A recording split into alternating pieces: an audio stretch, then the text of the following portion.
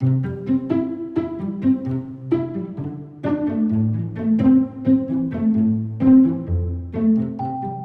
viens du domaine des arts visuels, ensuite le design industriel.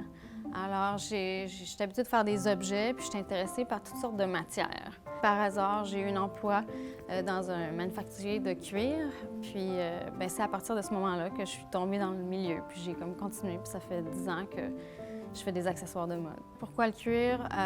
J'ai touché à toutes sortes de matières dans le milieu des sacs à main et des accessoires, puis je trouve que c'est celui qui est le plus durable. C'est celui qui est, selon moi, le plus écologique, le plus responsable. Moi, j'essaie de créer un produit qui est intemporel, qui va durer toute la vie si c'est possible. J'ai choisi le cuir le plus naturel, la meilleure qualité. Alors, un cuir de tannage végétal qui est le moins chimique. Il n'y a pas de métaux lourds dedans. C'est un processus lent. C'est pour ça qu'il coûte plus cher que les autres types de cuir. C'est un cuir qui vieillit aussi, qui reflète une certaine historique dans sa vie. Alors, il développe une patine, puis il a comme une personnalité. Il va même, je pense, s'assouplir, puis comme être plus beau avec le temps. Puis ma signature, bien, je pense que c'est un long processus artistique qui m'a amenée à vouloir vraiment être originale, différente, être intègre, parce que dans la mode, souvent, ce qu'on fait, c'est qu'il y a beaucoup de copies, tu sais. Alors, pour moi, je me suis mis beaucoup de contraintes pour arriver à une esthétique visuelle qui se démarque. Alors, pas de colle, pas de couture, c'est toute une technique inspirée par l'origami et la joaillerie.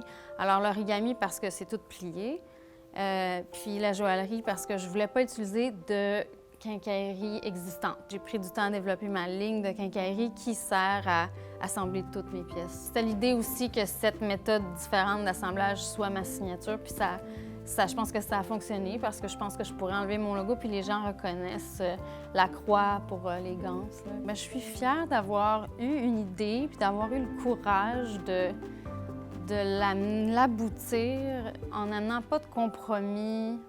Quand on achète un sac par Toem, on achète un cuir de meilleure qualité possible.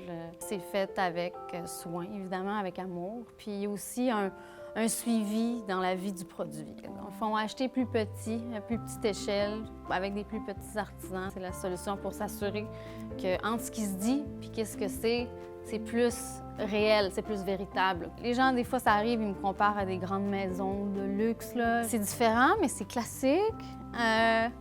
Alors, les gens ont l'impression d'acheter quelque chose de spécial, mais que ça ne va pas se démoder. Donc, j'ai vraiment traité ça comme un objet d'art.